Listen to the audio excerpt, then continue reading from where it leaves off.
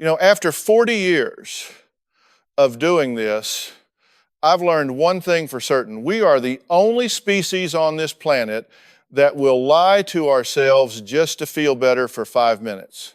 We'll build a house of cards, stand right in the middle of it, and then act surprised when the wind starts to blow. I've seen every kind of deception there is: infidelity, corporate fraud, family secrets buried under 3 generations of silence, but there is something uniquely dangerous about the lies we tell ourselves in the digital age. We live in a time where you can curate a version of your life that is so polished, so shiny, and so utterly disconnected from your actual reality that you eventually lose the map back to your own soul. That's exactly what I was looking at when I first met a young woman named Sarah.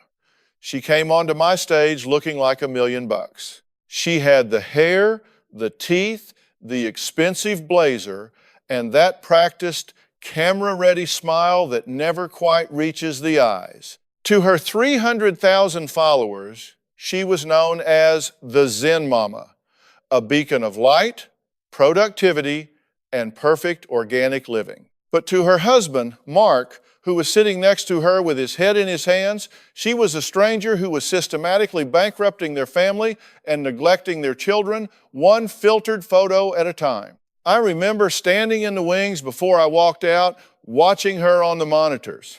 She was checking her reflection in the lens of a camera, adjusting a strand of hair, completely oblivious to the fact that her husband looked like a man who had been hit by a freight train. See, the truth has a certain ring to it, but so does a lie if you tell it long enough.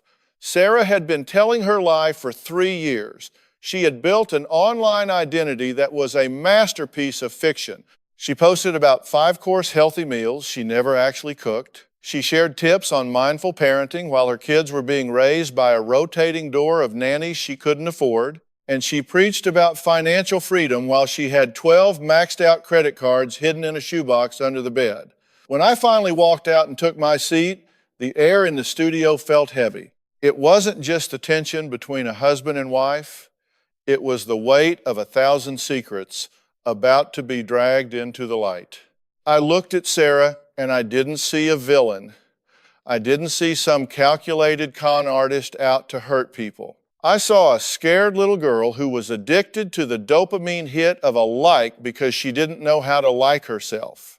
I've said it 1,000,000 times, you can't change what you don't acknowledge. And Sarah was living in a state of total, absolute denial. She started the interview by trying to sell me on her brand. She talked in influencer speak, using words like authenticity, engagement, and community. I let her talk for a minute, then I held up a hand. I told her, Sarah, we're not on a live stream right now. There are no filters on these cameras. I'm not interested in your brand. I'm interested in your life. And from what Mark tells me, your life is on fire. To understand how a person gets to that point, you have to go back. You have to look at the architecture of the personality. Sarah didn't wake up one morning and decide to become a fraud. It started small. It started with a single photo of a messy living room that she cropped just right so it looked like a designer showroom. She got a rush from the comments. People told her she was an inspiration. People told her they wished they had her life. And instead of saying, hey, it's just a clever angle, she leaned into it. She started to believe that the version of her on the screen was the real her, and the woman struggling with laundry and a mounting mortgage was just an inconvenience she could ignore. Growing up, Sarah was the middle child in a family where performance was everything. Her mother was a perfectionist who measured love in straight A's and pageant trophies. If Sarah wasn't winning, she was invisible. That's a dangerous way to grow up because it teaches a child that their inherent value is zero. It teaches them that they are only as good as their last achievement. By the time she reached her 30s, she hadn't outgrown that need. She had just found a more efficient way to feed it. Social media became her new pageant stage. But the problem with the digital stage is that the audience never goes home. You have to keep performing 24 hours a day, 7 days a week, or the applause stops. And for someone like Sarah, the silence of a phone that isn't buzzing feels like death. Mark tried to pull her back. He told me about the nights he'd come home from his job as a high school teacher, exhausted, only to find Sarah standing on a chair to get the perfect flat lay photo of a dinner that was already cold. He talked about the time she took their daughter to the park, not to play, but to use the girl as a prop for a sponsored post about toddler fashion. When the girl started crying because she wanted to actually swing on the swings, Sarah got frustrated because it was ruining the vibe of the shoot. Mark said that was the moment he realized he wasn't married to a woman anymore. He was married to a content creator. As I sat there listening to them, I was analyzing the power dynamic. Sarah was using her online identity as a shield. Every time Mark tried to bring up the fact that they were $80,000 in debt, she would pivot to her growth metrics. She would talk about how her reach had increased by 20%. She was using a fake world to justify the destruction of her real one. That is a classic psychological defense mechanism. When the reality of your life becomes too painful to bear, when you realize you've failed as a partner or a provider, you create a fantasy where you are a hero.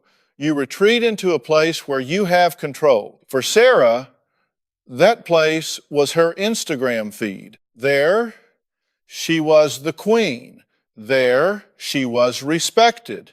There, she was perfect. But the perfect life was costing her everything. Mark had reached his breaking point when he found a foreclosure notice in the mail that Sarah had hidden behind a stack of aesthetic coffee table books. She hadn't paid the mortgage in 4 months because she was using that money to buy followers and lease a luxury car she used only for photo shoots. When he confronted her, she didn't apologize. She didn't break down. She looked him right in the eye and told him he didn't understand business. She told him he was small-minded and that he was trying to dim her light. That's when the blame shifting started. She convinced herself that Mark was the problem, that his lack of support was the only thing standing between her and true stardom. This is where the escalation really began. The more Mark tried to bring her back to earth, the further she drifted into her digital clouds. She started posting cryptic messages about toxic people and setting boundaries with those who don't believe in your vision. Her followers, who only saw what she wanted them to see, cheered her on. They told her to leave him. They told her she deserved better. She was crowdsourcing her divorce from reality. She was using a digital mob to validate her worst impulses. And all the while, the bank was getting ready to take their house, and her children were wondering why their mommy spent more time talking to a piece of glass than she did to them. When they sat in my office before the show, the atmosphere was poisonous. Sarah wouldn't even look at Mark. She was too busy checking her stats on her phone. I had to ask her to put the phone away 3 times. The 3rd time, I didn't ask, I told her. I said, Sarah, that phone is a brick. It has no pulse, it has no feelings, and it isn't going to hold your hand when you're 80 years old. The man sitting next to you is a human being, and he is bleeding out emotionally right in front of you. Are you even in there, or have you completely disappeared into the screen? She looked at me then, and for a split second, I saw it. I saw the terror. I saw the hollowed out shell of a woman who knew she was drowning but was too proud to grab the life preserver. She was terrified that if she stopped the act, there would be nothing left underneath. She was addicted to the mask, and I knew that if I was going to help her, I was going to have to rip that mask off in front of the whole world. I've often said that you can't change what you don't acknowledge. But with Sarah, the denial was a thick, impenetrable fog. As we sat there on that stage, I decided to lean in on the financial reality first. Because numbers don't have feelings and they don't care about your vibe. I had my team do a deep dive into their bank records, and what we found was a tragedy written in line item. She wasn't just spending money they didn't have, she was actively sabotaging their future. She had liquidated their kids' college funds. Money Mark's parents had started when the children were born, and she had spent every dime on high-end clothes, professional photographers, and consultants who promised to help her crack the algorithm. When I brought up the college fund, Mark's voice broke. He told the audience and me that he didn't even know the money was gone until he tried to check the balance for a routine update. Sarah had changed the passwords and the recovery emails. She had locked him out of his own children's future. And do you know what her response was? She didn't cry. She didn't hang her head in shame. She looked at me, dead serious, and said, I wasn't spending that money, Dr. Phil. I was investing it. You have to spend money to make money, and my brand is going to be worth millions. Those kids will have 10 times that amount when I'm done. I looked at her and I said, Sarah, you're talking about when and if. I'm talking about is. What is happening right now is that you are stealing from your children to pay for a fantasy. You are a mother who has decided that your ego is more important than your children's education. Tell me, how does that sit with the Zen Mama persona you sell to your followers? Because from where I'm sitting, there is nothing Zen about grand larceny against your own family. That was the first time I saw the cracks really start to show. Her lip quivered just for a second before she tightened it back up. That's the thing about people who live in a lie. They are constantly on guard. They are like a soldier in a foxhole, waiting for the next grenade to drop. She was exhausted, though she would never admit it. You could see the dark circles under the heavy concealer.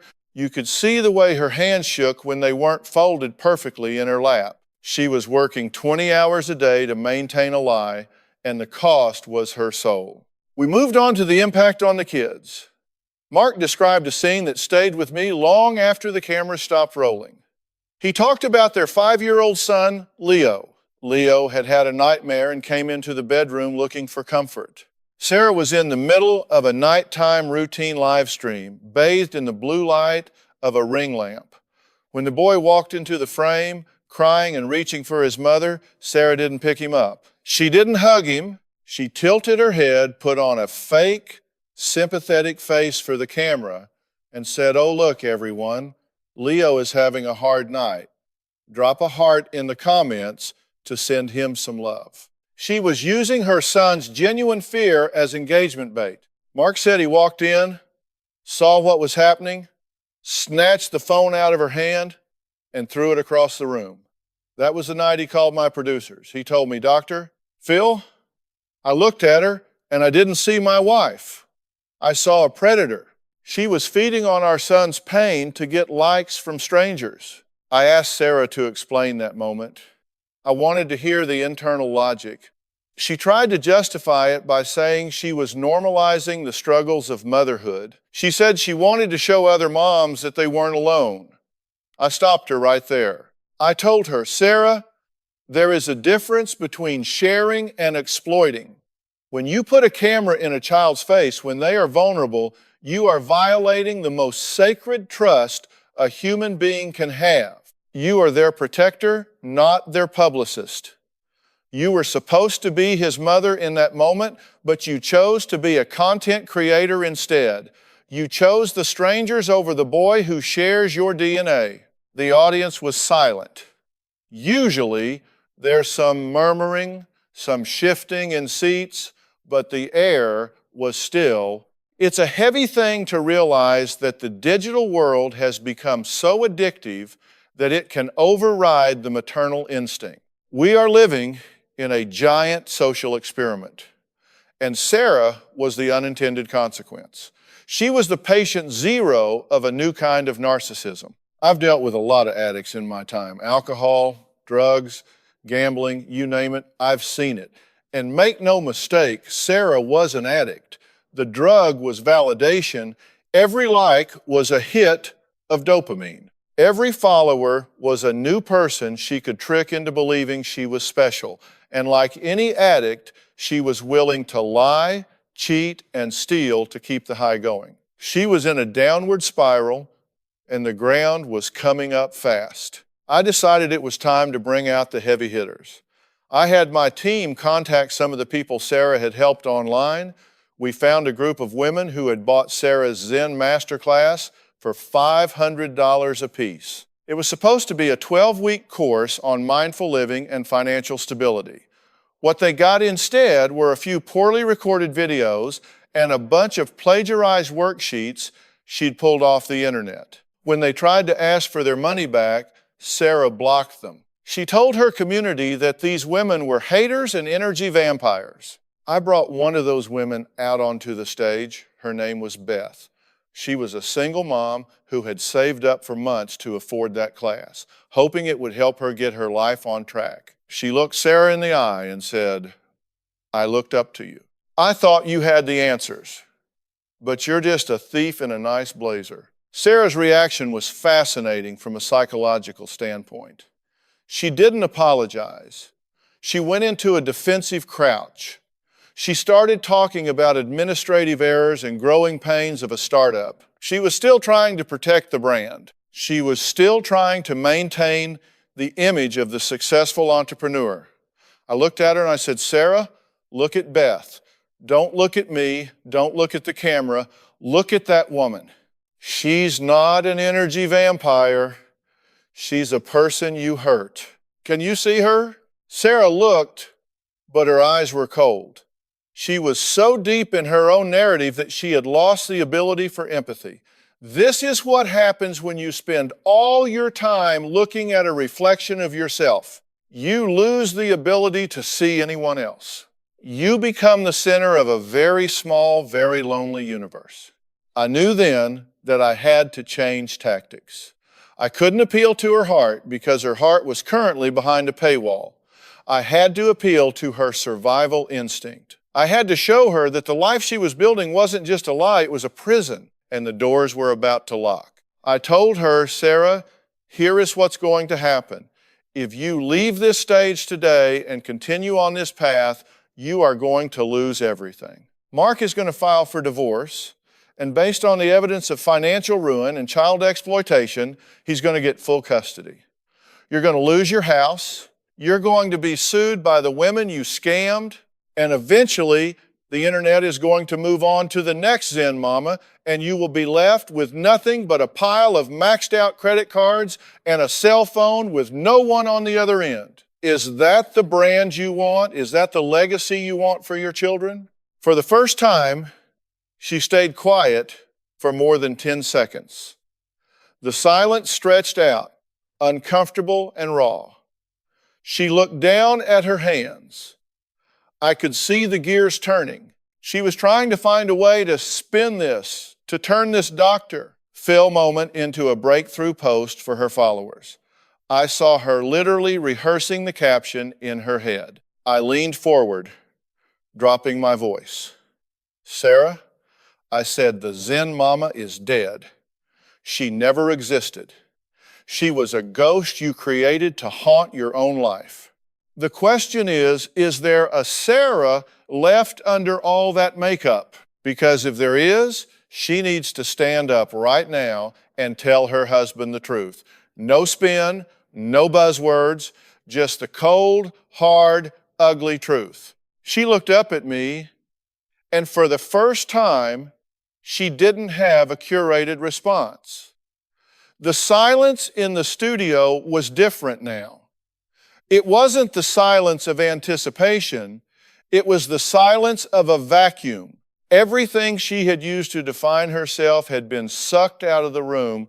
I've seen this look before. It's the look a person gets when they realize the bridge they've been standing on has been burning for a long time, and they finally run out of plank. She looked at Mark, then back at me, and her eyes filled with tears, real tears this time, the kind that ruin expensive mascara and don't look good in a thumbnail. She whispered, "I don't know who Sarah is without the brand." That was the most honest thing she had said since she sat down. It was the moment of truth I always look for. See, we all have a persona, a version of ourselves we present to the world. You have a work you, a parent you, a friend you. That's normal. But when the persona swallows the person, you're in trouble. Sarah had been playing a character for so long that she had forgotten how to just be a human being. She had become a slave to a digital ghost. I told her, I said, Sarah, that's the most terrifying and the most hopeful thing you could have said.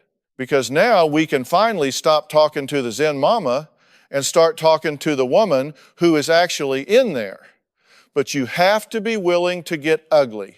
You have to be willing to admit that you've been a fraud, not just to your followers, but to that man sitting next to you and to those two babies at home. I turned to Mark. I asked him, Mark, if she walked away from it all today, if she deleted the accounts, sold the gear, and went to work at a grocery store just to start paying back the debt, would you stay? Would you be willing to rebuild with the woman who just admitted she's lost? Mark didn't answer right away.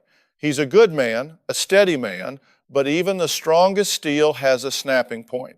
He looked at her and said, I don't know who she is either, Phil. I fell in love with a girl who liked hiking and messy hair and didn't care about lighting. I haven't seen that girl in 5 years. If she's still in there, I'd give anything to find her. But I can't raise my kids in a house made of lies anymore. I'm tired of being a background character in her movie. I look back at Sarah. You hear that, I asked? He's not asking for the Zen mama. He's not asking for more followers. He's asking for his wife back. But here's the deal. And I'm going to be real straight with you. You are a dopamine addict. You are hooked on the high of external validation. And just like an alcoholic can't have just one drink, I don't think you can have just one post.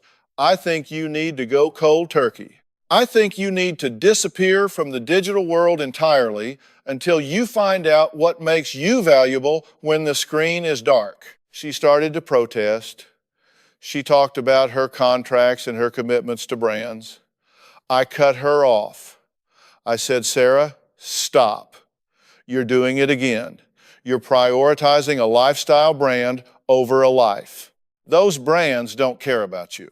If you disappeared tomorrow, they'd find another Zen mama before your coffee got cold. You are replaceable to them, but you are not replaceable to Leo. You are not replaceable to your daughter. You are a one of one in their lives, and you are failing the only job that actually matters. This is the part of the show where people usually get angry or they shut down. Sarah did a bit of both. She started blaming the pressure of the influencer industry. She talked about how everyone does it and how society expects women to be perfect. I told her, don't you dare hide behind society. Society didn't log into your bank account and steal your kid's college fund. Society didn't hold a camera in your crying son's face. You did that. You made those choices one click at a time. Own it. If you don't own it, you can't change it. If you blame the industry, then you're just a victim, and victims are powerless. I want you to be a person with agency. I want you to be a person who says, I was selfish, I was shallow, and I was wrong. I could see the struggle on her face. It was like watching a physical battle. On one side was ego, screaming to be protected, to stay in the light, to find a way to make this look like a growth journey she could monetize later. On the other side was the tiny spark of the woman Mark used to know, the woman who was exhausted, lonely, and drowning in debt. I sat there and let her sit in the discomfort. Silence is a powerful tool. When you stop talking, the other person has to listen to the voice inside their own head, and for Sarah, that voice was finally starting to speak the truth. She looked at Beth, the woman she had scammed. She looked at her for a long time. Then she did something I didn't expect. She got up from her chair, walked over to Beth, and sat on the edge of the stage near her. She didn't have a microphone, but the overheads caught it. She said, I am so sorry.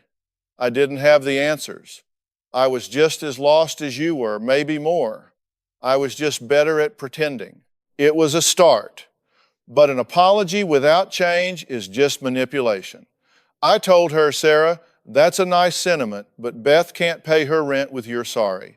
You have to make this right. And that starts with total transparency. I told her I wanted her to hand her phone to Mark right then and there.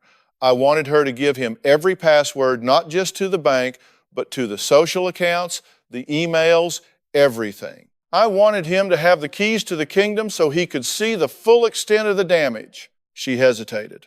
That phone was her lifeline. It was her identity.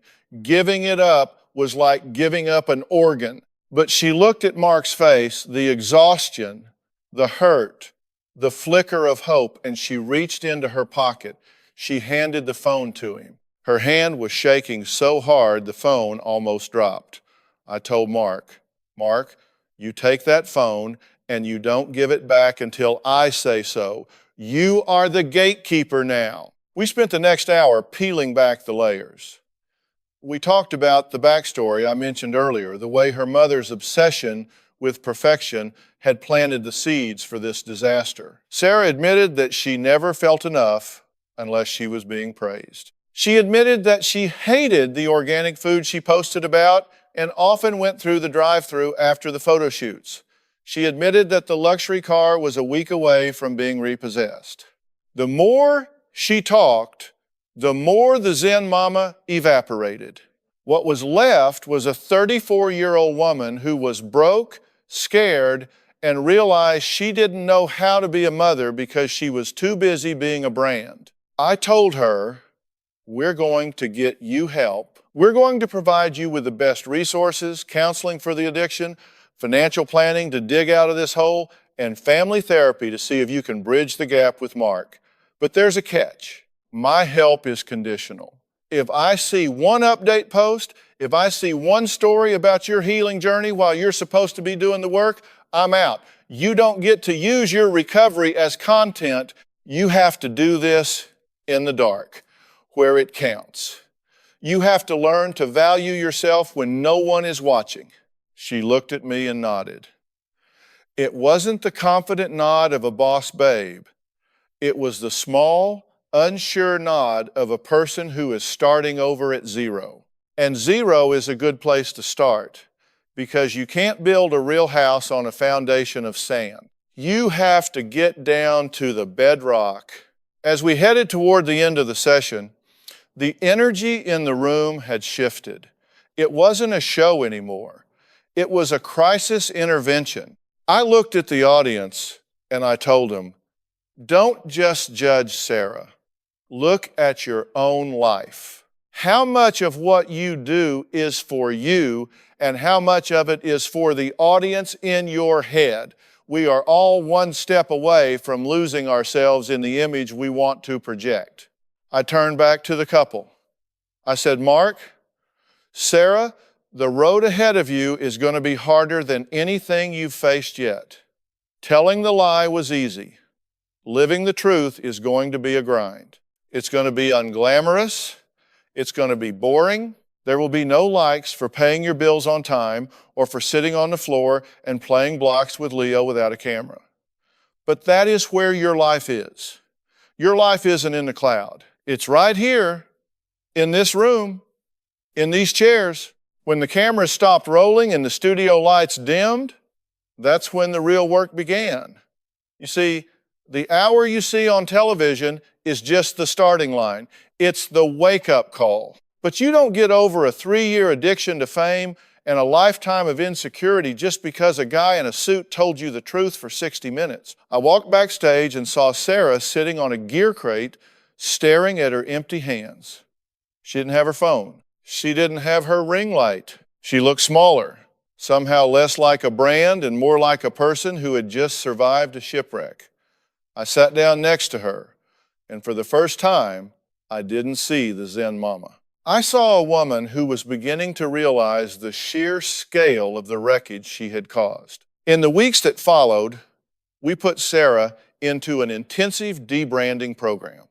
It wasn't just about financial planning or marriage counseling, though those were vital. It was about a total psychological recalibration. She had to learn how to exist without an audience. Think about that for a second.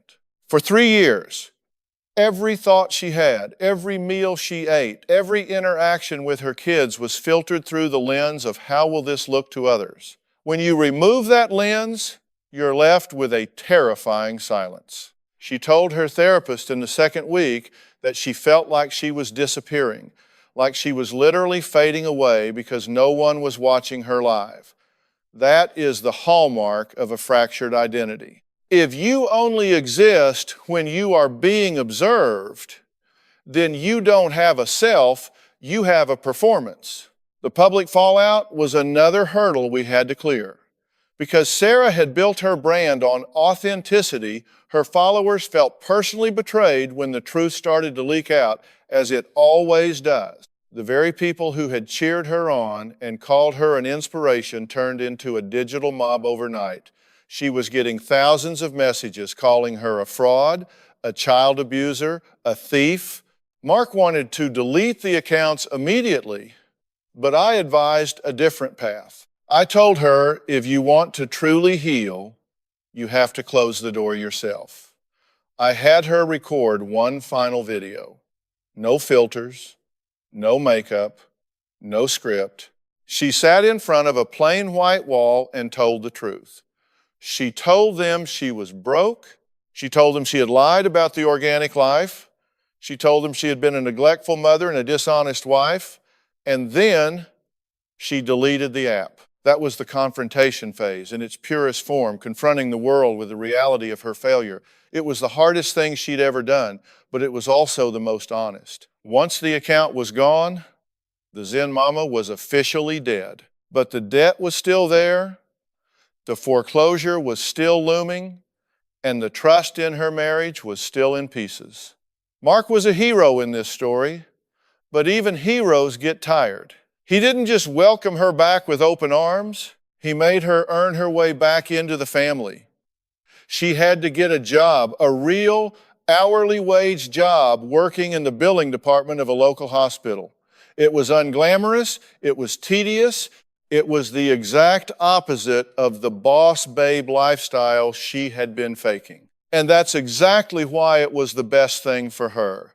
It grounded her in the world of doing rather than appearing. I remember checking in with them about 6 months later. They were still in the house. They'd managed to work out a payment plan with the bank after Sarah liquidated her designer wardrobe and every piece of camera equipment she owned. She was taking the bus to work because they sold the luxury car.